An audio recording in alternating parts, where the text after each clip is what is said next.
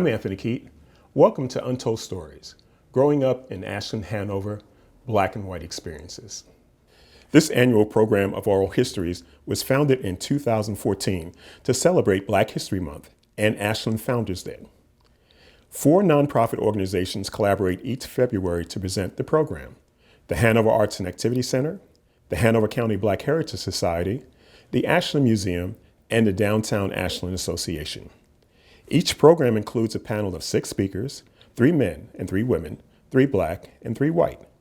Our storytellers grew up in different parts of Hanover County during the 40s, 50s, and 60s.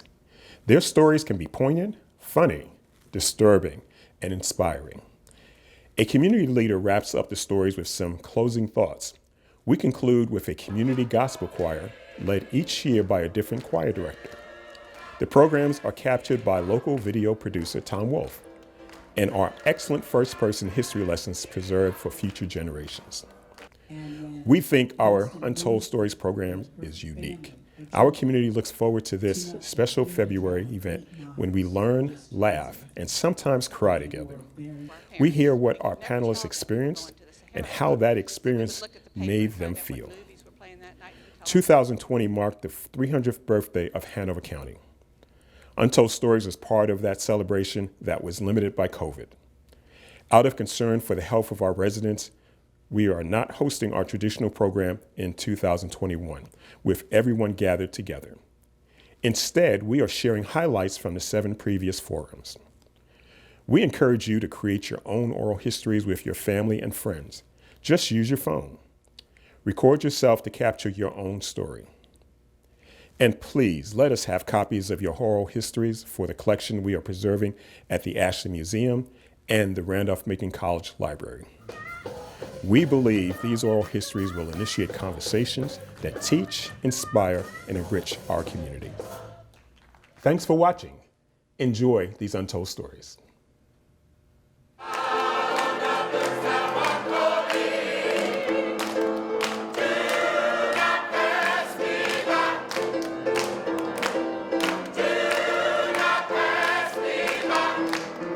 And I have learned through my years in Hanover of working through desegregation that there was so much I didn't know as a child. We walked to school. We walked, I think at that time they estimated it being about 3 miles one way. We had a little help sometimes walking to school. We had a person midway called Mrs. Dahl. Mrs. Dahl Tunstall lived at the intersection who would flag down allowance fertilizer drivers to give us a ride sometime when it was so cold. But she brought us in to warm us up. And I remember the first day of school, waiting for the bus. And you can imagine how kids are the first day of school. You're all excited. And over the hill comes the bus, beautiful, shiny, new bus. And I was just so excited. I imagine I was jumping up and down. Well, you can imagine my disappointment when that bus drove by and kept going. That was a little confusing to me. I did have this opportunity to see some of the kids on the bus, and they didn't look like me. They didn't look like the folks that I go to church with. And that was a little confusing to me. A little bit later on, another bus comes along, and this one was not shiny and not new. This bus was barely making it up the hill.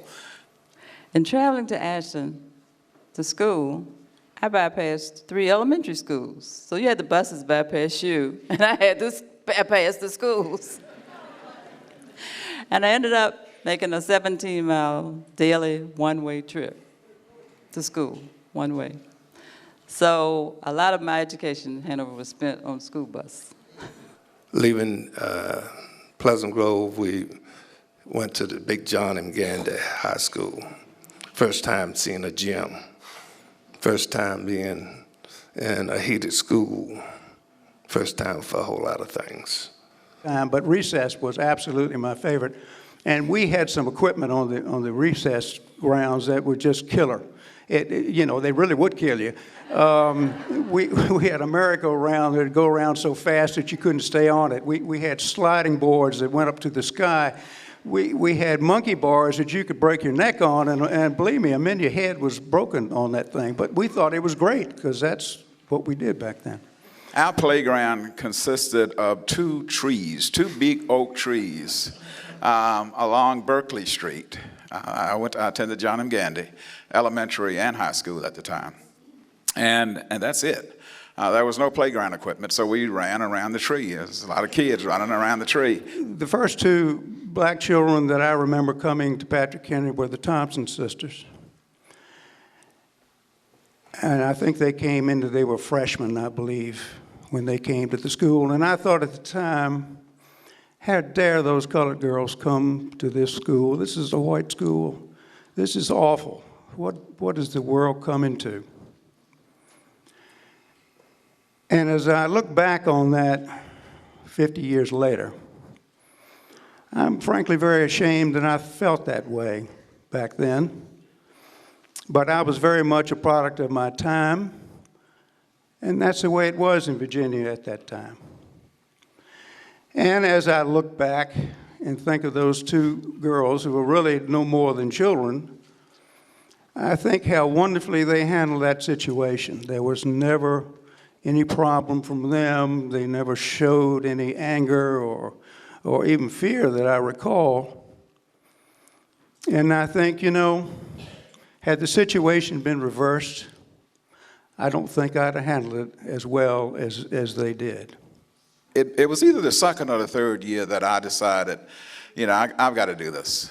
It just doesn't make sense to me. As a kid, this doesn't make sense to me. So I'm going to enroll in this school and see what's going on the new bus, on the clean bus, on the bus that got you to school on time. We got through it because everyone wanted to. The community wanted to. The parents wanted to. And I remember him saying, and I hope I don't offend anybody when I say this, but he said, "John, what in the hell are you doing?" That was the first time at Patrick Henry that I became aware that these teachers care for me also. This person really wants me to see. He's no longer just doing his job. He wants John Gordon to succeed. And I have never thanked him publicly. Coach Lou Flanagan, where are you?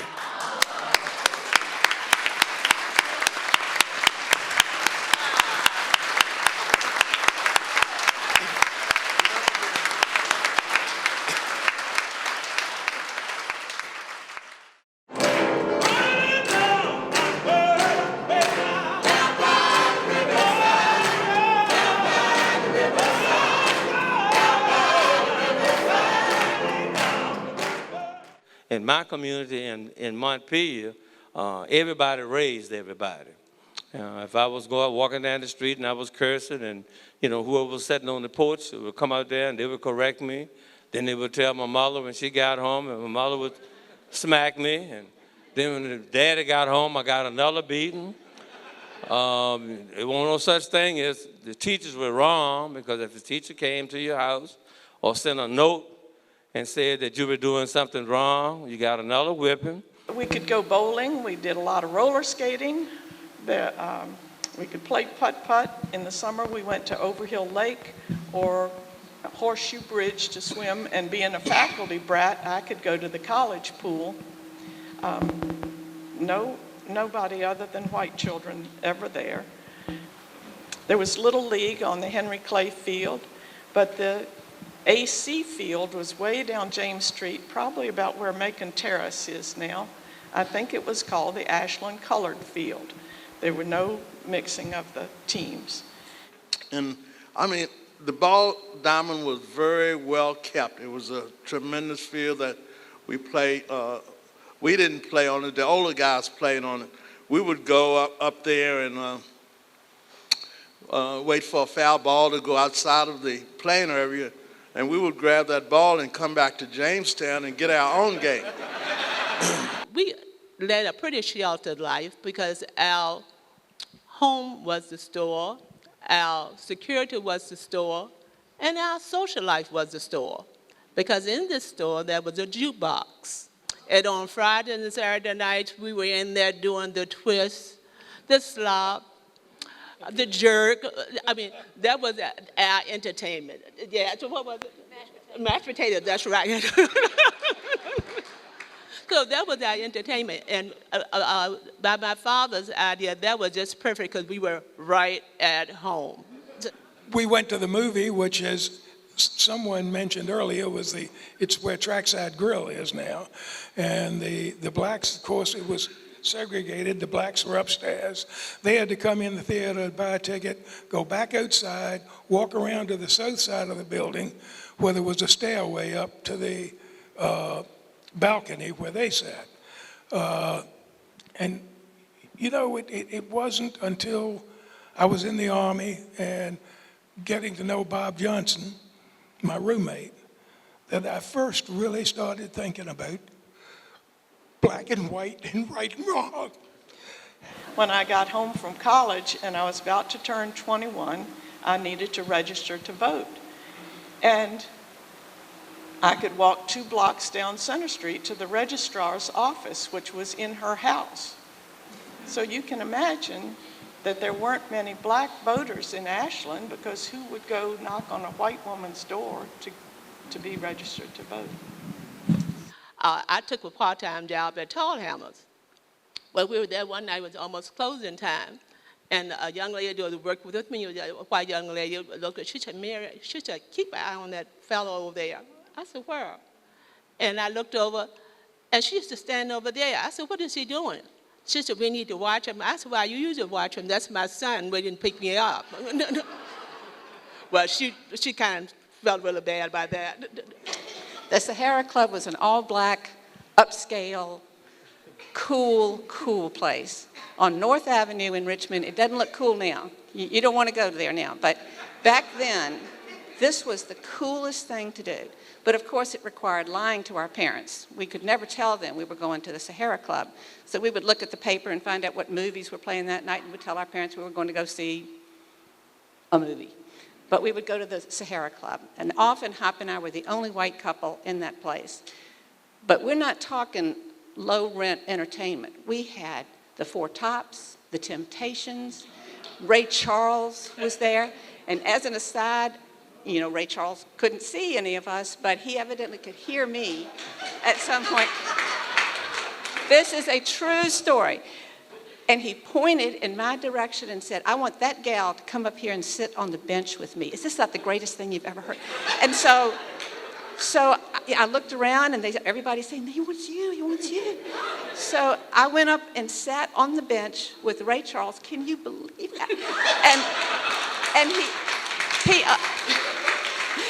And the only thing he asked me was, can you sway? And I said, I can sway. And this was Ray Charles and me. Heaven. And the Richmond Police Department are looking for some minority employees. And I said, not me. I don't want to be a cop, never dreamed of being a cop, and I don't like police. They're okay. And after about 2 weeks, I call them and I say, I need a job. Yes, it'll last for 30 days, so your application is still good. Join the Richmond Police Department. And it's one of the best things that ever happened to me, because you can help people. You can get the wrong people off the street. You can teach the young. You can lead by example. You can make mistakes and learn and actually move on. Who would have thought a little skinny red boy from Montpelier, Virginia, would be the sheriff in the city of Richmond? The sheriff.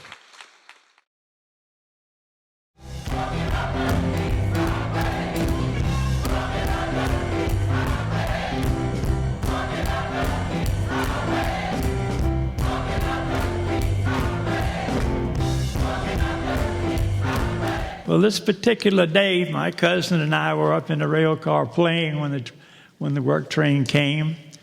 And it hooked up once, started on out of Ashland, and didn't stop. It went on up north on the railroad track we were scared to death. We went all the way to Fredericksburg. Now, we were 6 years old when we did this. We got to Fredericksburg and ran up to the engineer who knew us from down here. He liked to have a heart attack when he saw us. So, make a long story short, they worked everything out, got my dad's phone number. They called him to come get us up at Fredericksburg. Well, let me tell you, first of all, Fredericksburg is way too far away for your dad to come get you and have all this time to think about what he's going to do to you when he does get you. Well, my dad didn't waste any time on that. Today he would be convicted of child cruelty. We definitely got the spanking of all spankings. Needless to say, we did not get on rail cars anymore. That was taboo. I went into the building construction with my own license, my own bonding, and my own insurance. I built 27 houses from ground up, from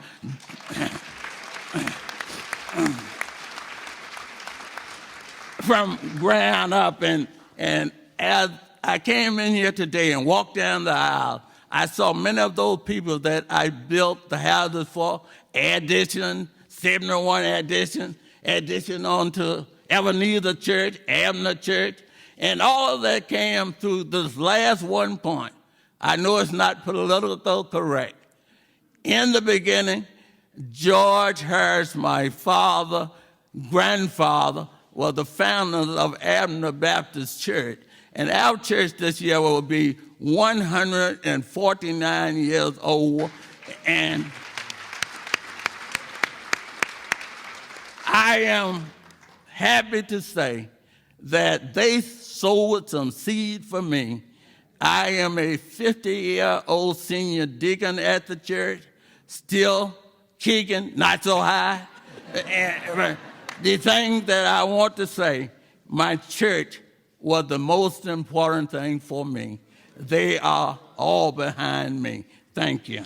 Thank you. I went to Miss Dillon's first grade, and then to Henry Clay Elementary, and then on to Patrick Henry.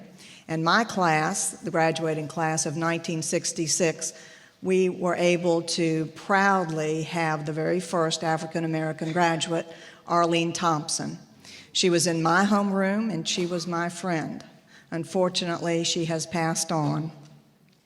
Now, my very first job was on live television commercials with my mother. She and I would fly out of Byrd Airport every Saturday afternoon to New York. And we stayed in the apartment because no woman and child could stay alone at that time. It was not acceptable, and it certainly wasn't acceptable to my dad. So we were fortunate to stay in the apartment of Mary Kelly, who was Dave Garraway's secretary. And Dave Garraway was the host of the Today Show at the time.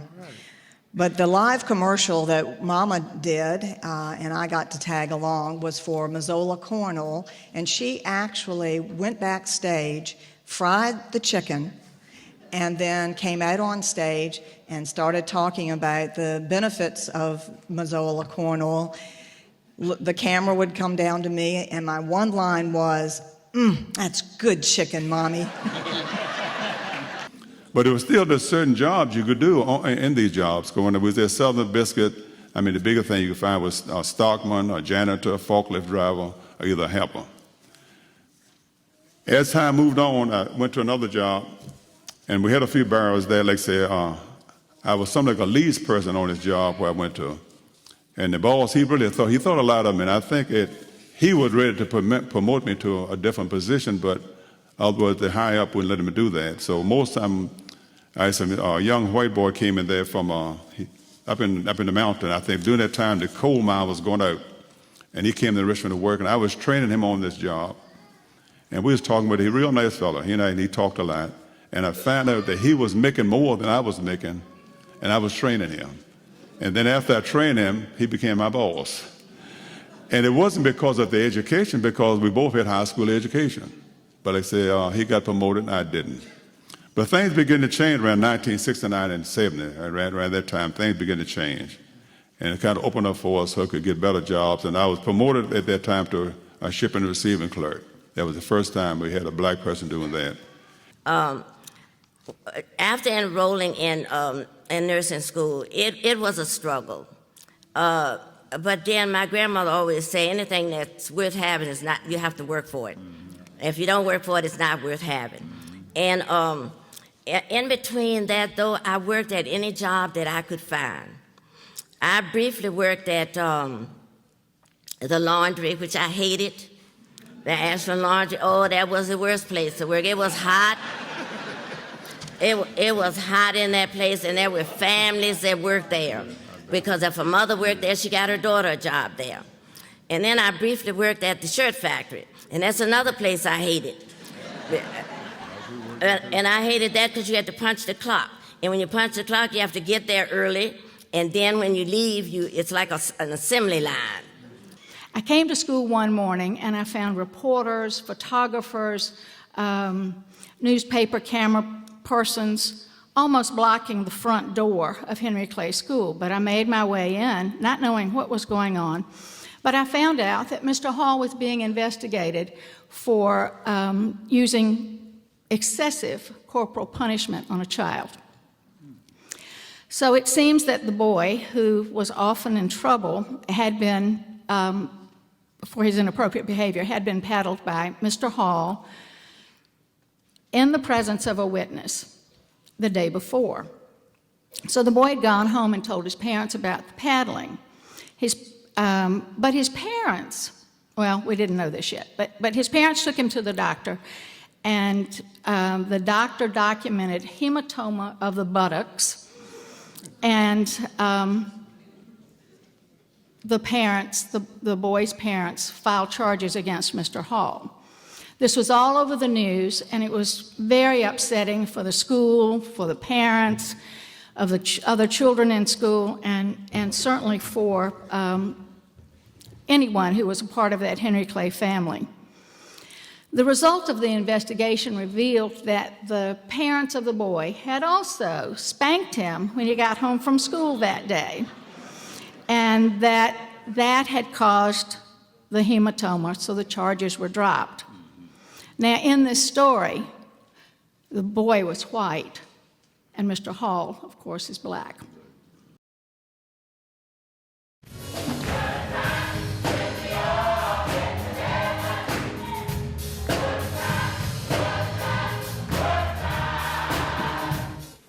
My parents, like many others in the colored households, had to explain the reasons for certain things, such as, why, if I lived on Hanover Avenue, did I have to pass Henry Clay Elementary School and go to Hanover County Training School that was located in Berkeleytown?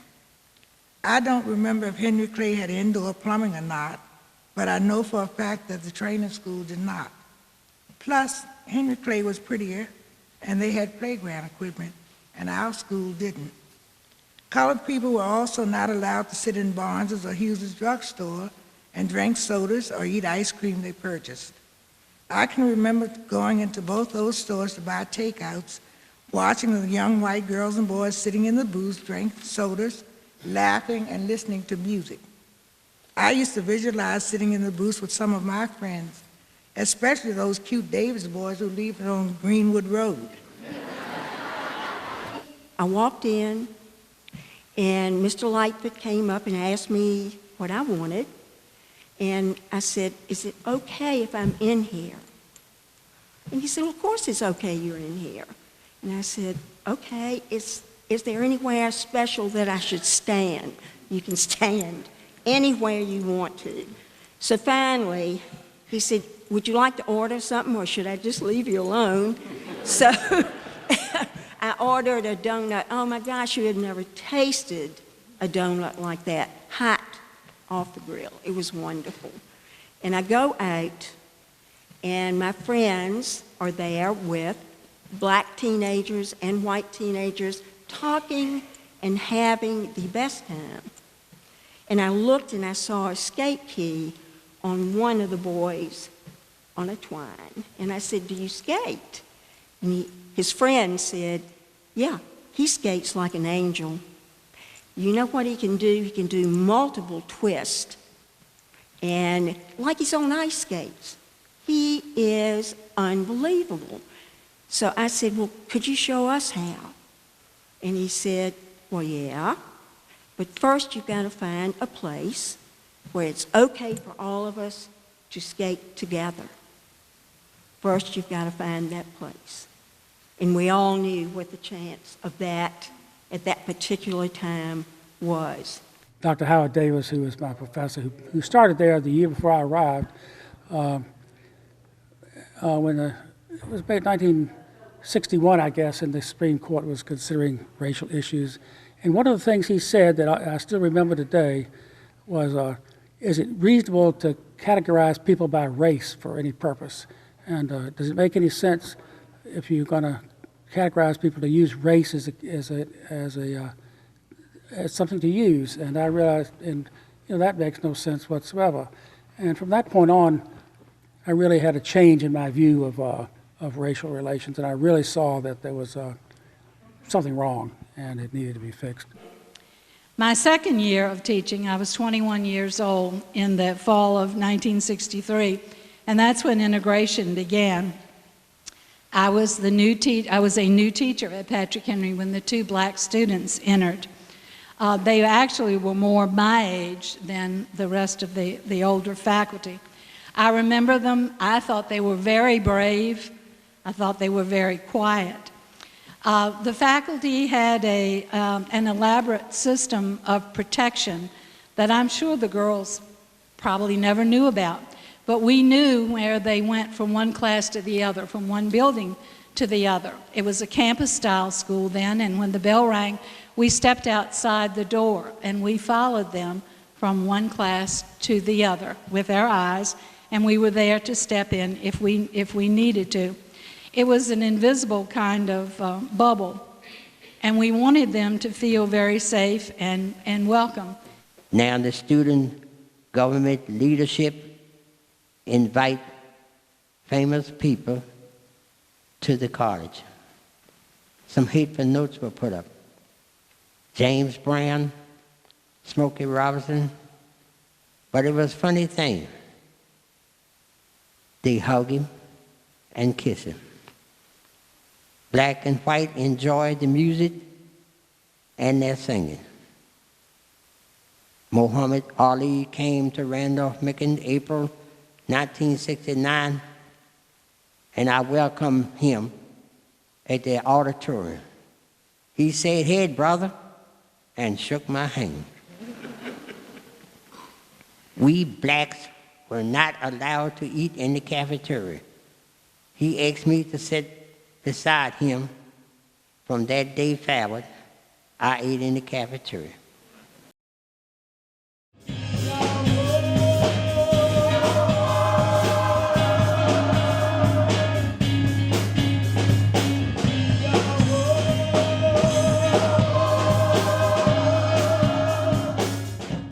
And I grew up in the era of segregation. I saw my share of white-only signs and black-only signs. They were not just in restaurants, but they were also in department stores, in means of transportation, even when you went to the doctor's offices.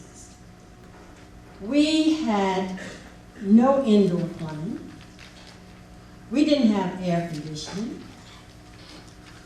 We heated with what we called back then those pot-belly stoves.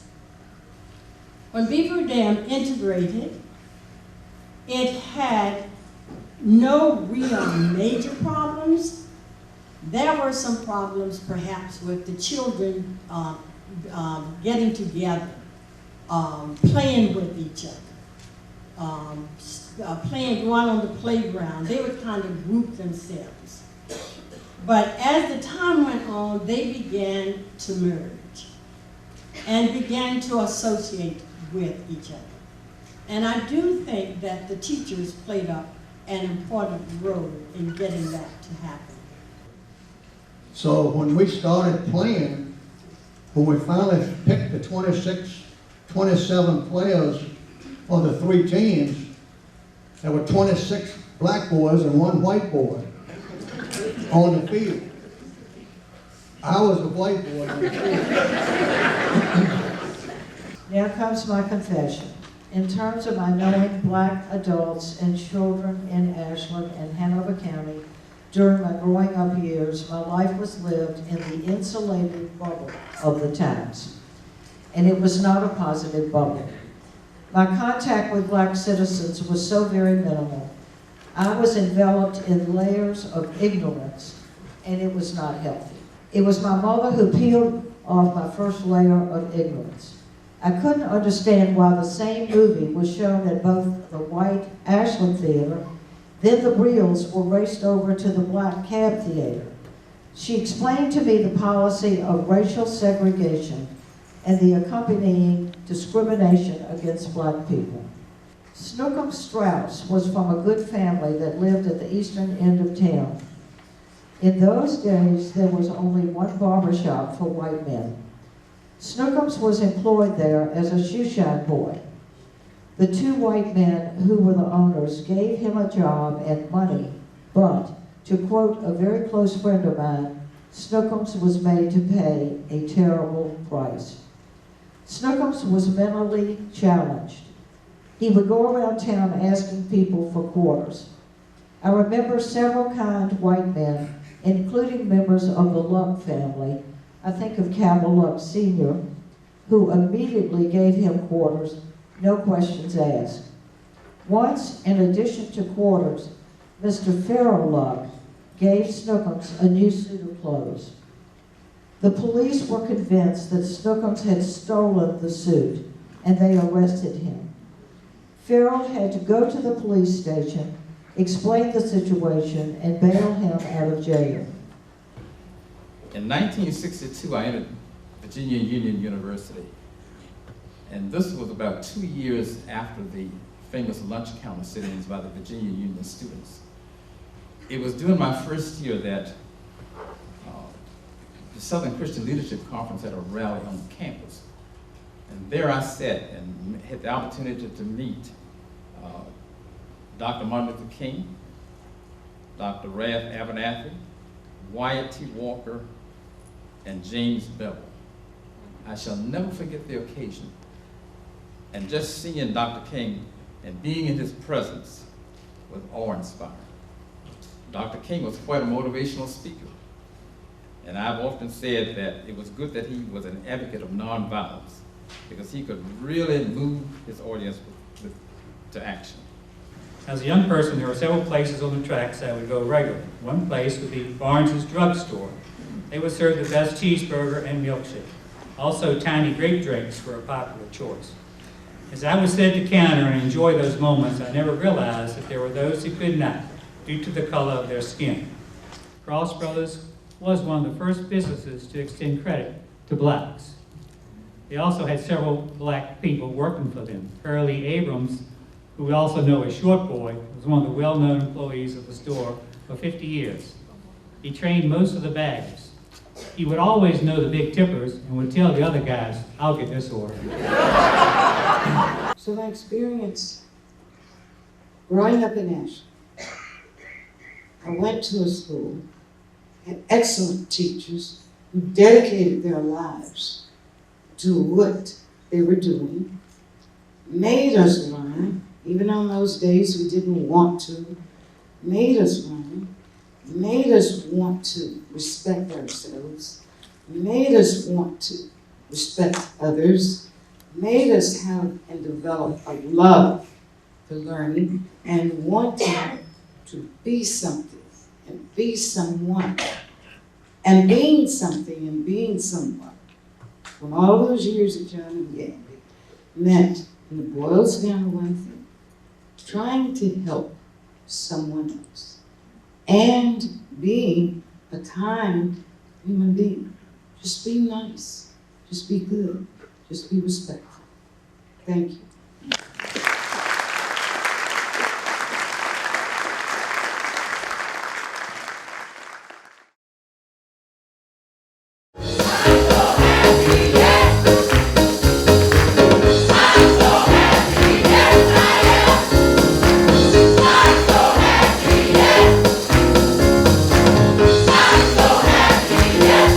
So we went into Montreal, and we went to a very, very nice hotel in Montreal.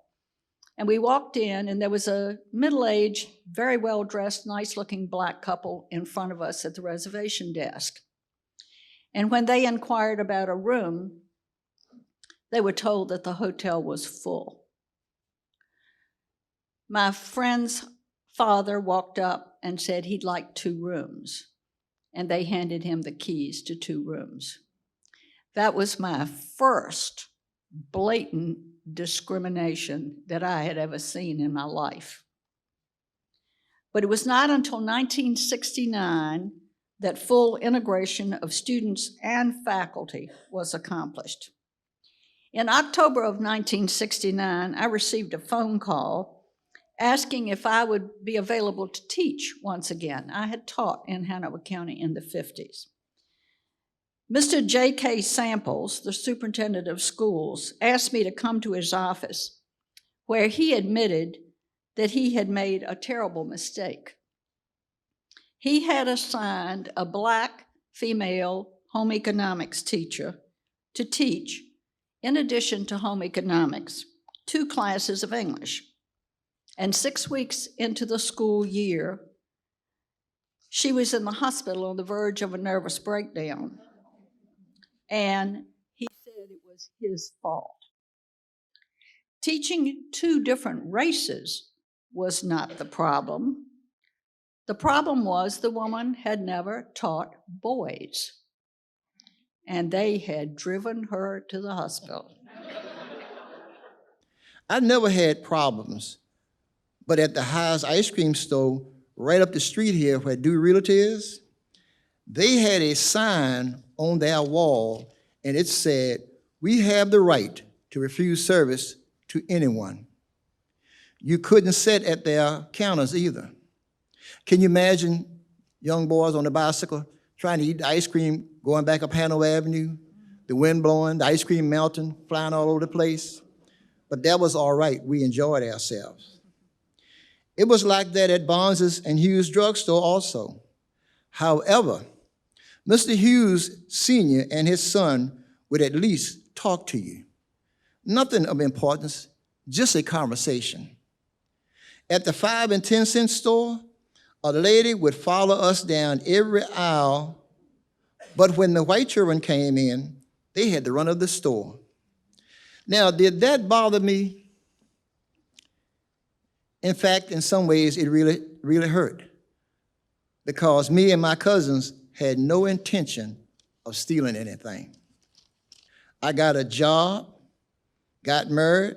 Me and my wife, Carolyn, raised our daughter, attended the church of our choice, participated in community activities. For me, a deacon at Shiloh, member of a gospel group for 38 years, chair of the John M. Gandy High School Reunion Committee, member of the singing group, the Heartthrobs, Sue, participated with the Ashland Variety Show for many years. You see, I have some good friends, black and white.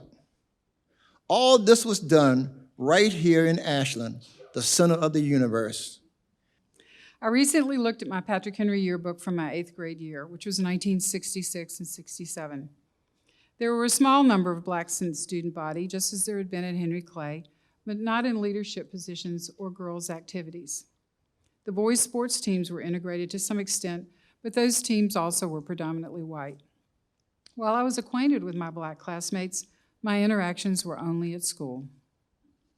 I also looked at the yearbook for my junior year, which was 1969 and 70, the first year of full integration.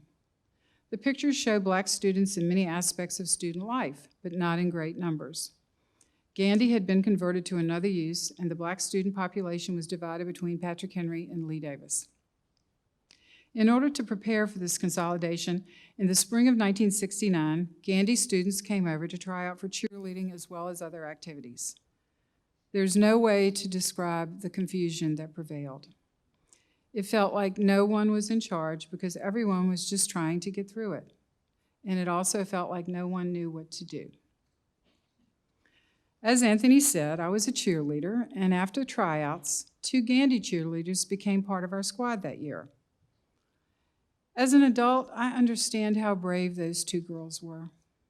They were trying to find their way in a school setting that was completely unfamiliar, and they had no reason to trust any of it. I can't imagine how frightened they must have been when they came over to try out. I had the joy of working with talented, driven, and accomplished people, some of them hidden, who achieved things that changed the world.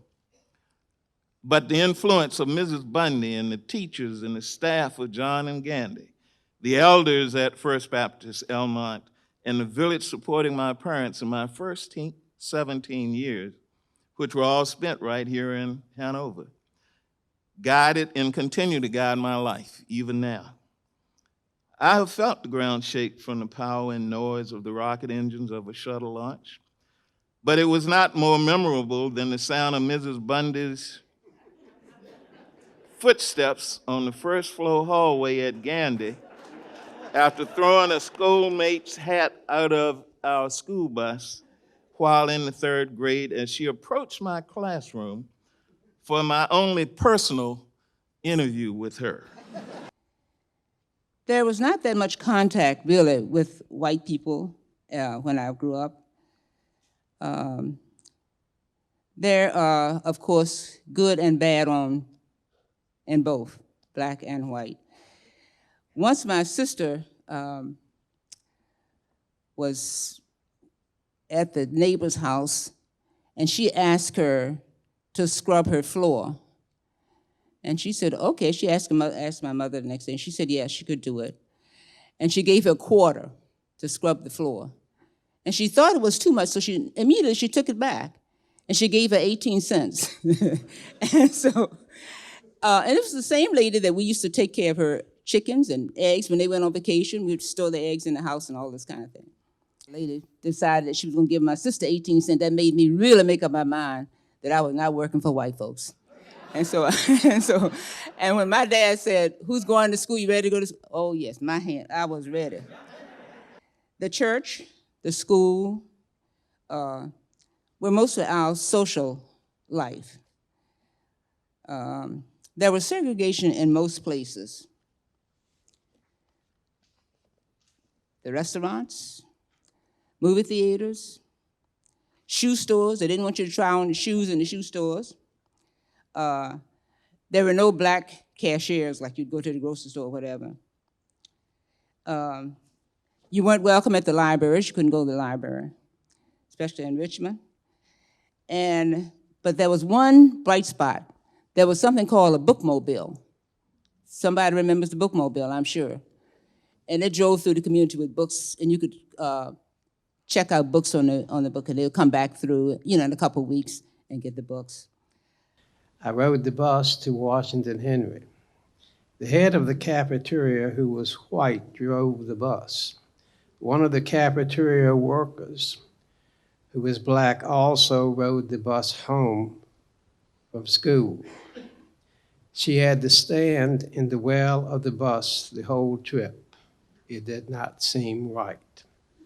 Many of my parents' black customers were from the Georgetown community just down the road and were descendants of free slaves. The same was true of our customers from Brown Grove on Peaks Road towards Ashland. Mother and father gave credit to these customers. Many were laborers, and many worked on the railroad, at Reynolds Metals, at metal manufacturing, or worked in tobacco warehouses or farms around the area. Some worked at the Janie Porter Barrett Learning Center for young black girls just down the road, and others at the Boys Industrial School. This was our community. Sometimes customers walked to the store because they had no transportation, and we would drive them and their groceries home. The experiences of my childhood and our neighborhood have influenced me my entire life. When I was serving in the Senate of Virginia, the question of honoring the Reverend Dr. Martin Luther King with a holiday came up in the committee on which I served. There was a great deal of opposition in my rural area. There was no question in my mind that to support this bill was the right thing to do, and I did. I was also proud to support and campaign for my fellow state senator, Doug Wilder, when he ran for lieutenant governor and also for governor. It was amazing for me to be present on the platform at his inauguration and see the thousands and thousands of smiling people who came to this historic event in the history of our Commonwealth and nation.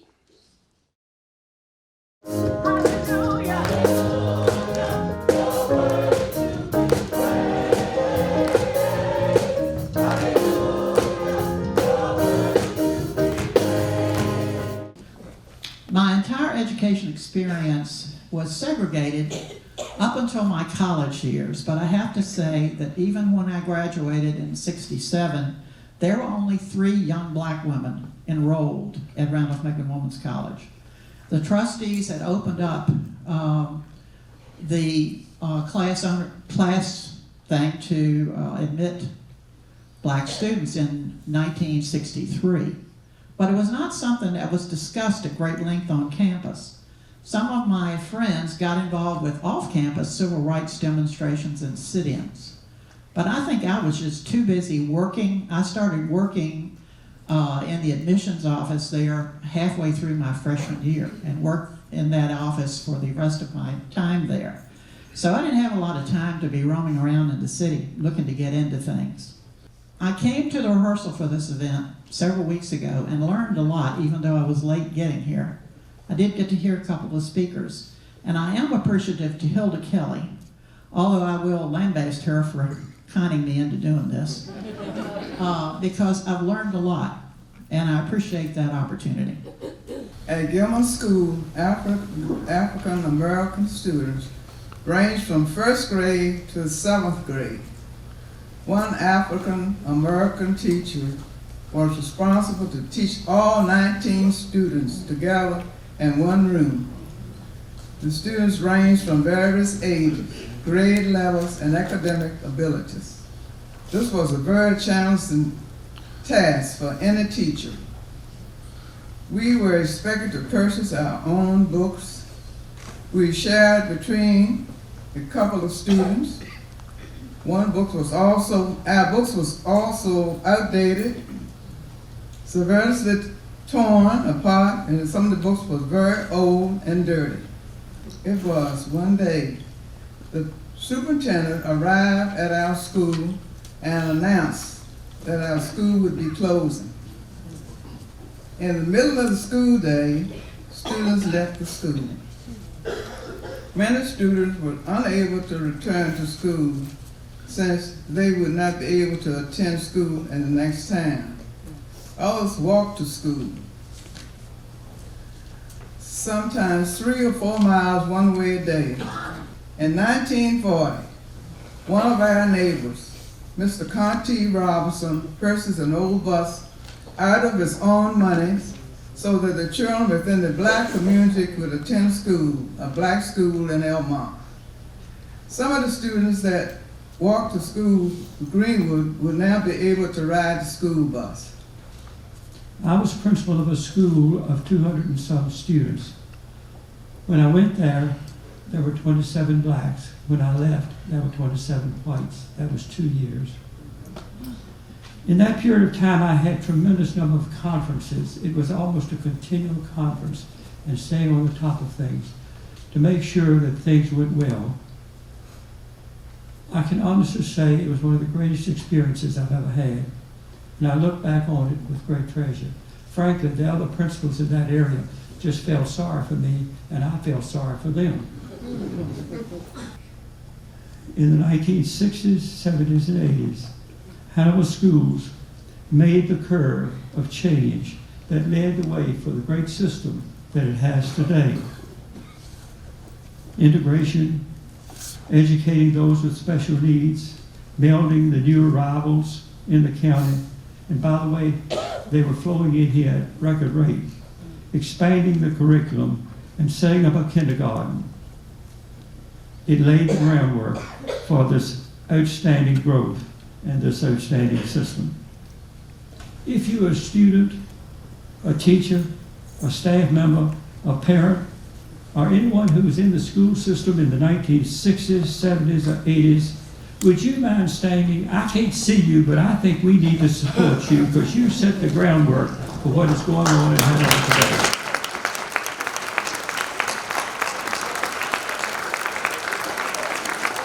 At times when we walked to school, the white students traveling by bus would call us the N-word and throw spitballs at us.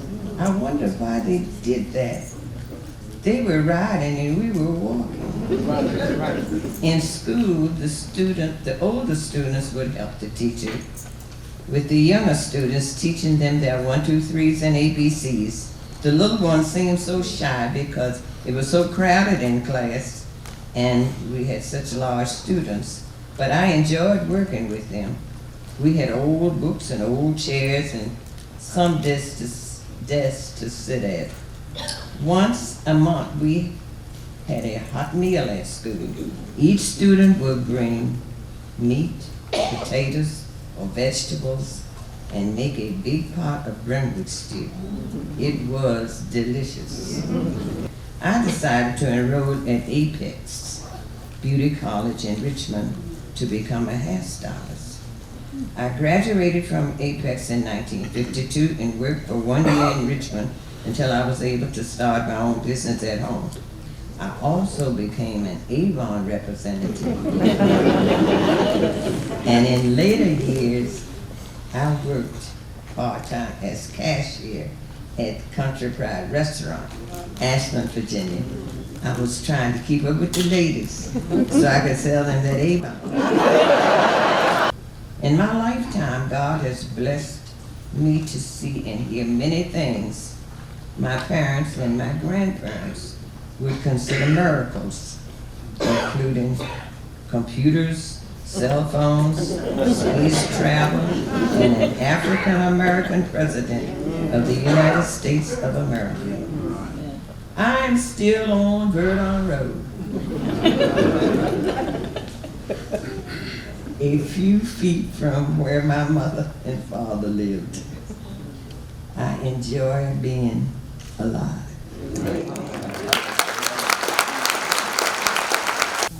I had an assignment one time, 1978, to hold a spot for a car from the government.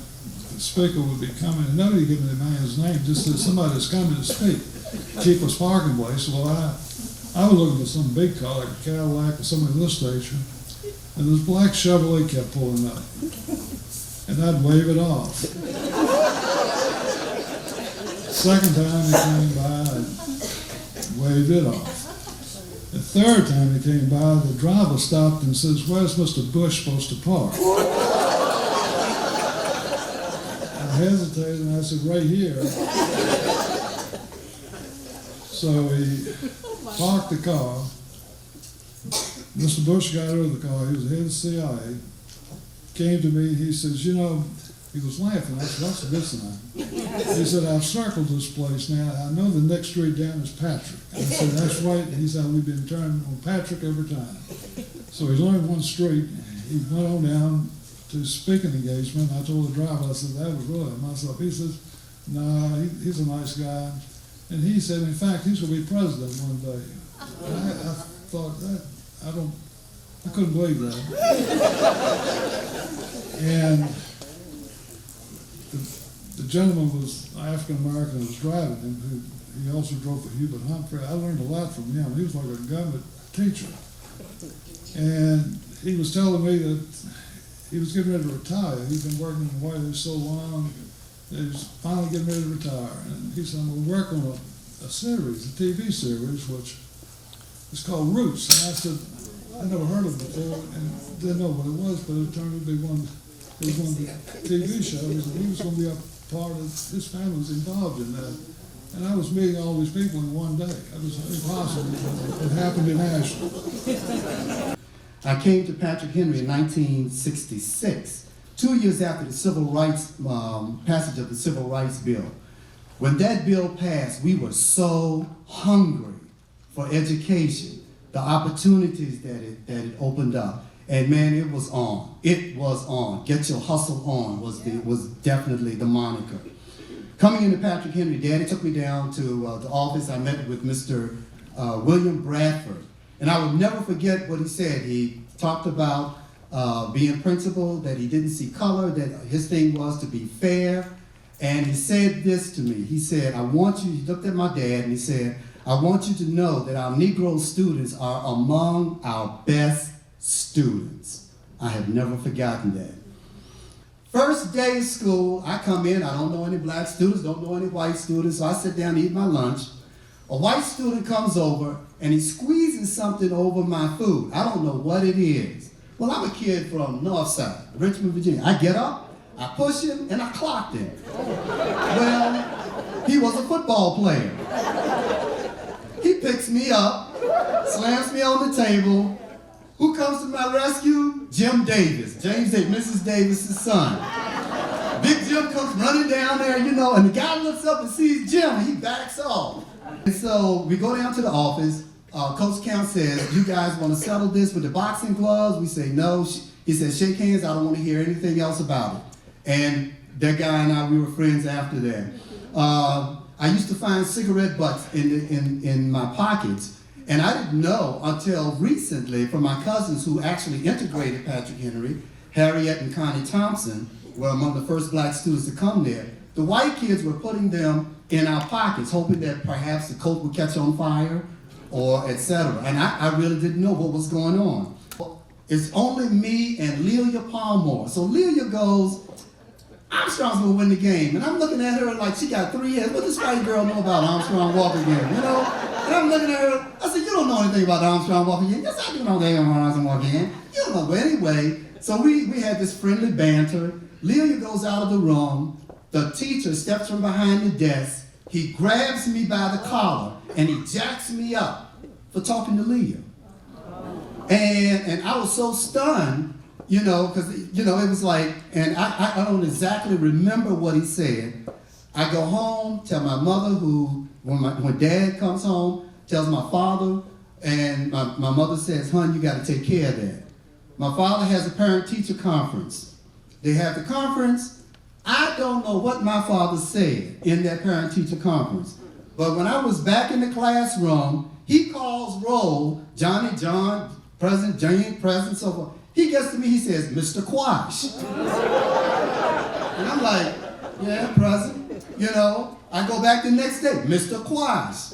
I'm here to tell you all from that day on, and even after I went up on campus 2 years after I graduated from Patrick Henry, he was in the office. Hello, with a grimace on his face. Hello, Mr. Quash. You know? My father took whatever he said to him to the grave. Daddy would not tell me, even in his last days. He refused to tell me what he said, but it was effective. And then learning the Constitution. So I want to give a shout out to Coach Flanagan. Coach Flanagan was great in U.S. history and etc. I will say this. Despite the fact of what happened, what we went through at Patrick Henry, I was the kind of guy, I loved school. And it was a great experience. It was a great learning experience. I went on to Fisk University in Nashville and etc. And because of the teachers, and yes, there were some bumps and some rough roads ahead, but it made me where I am today, and that's my story, and I'm sticking to it.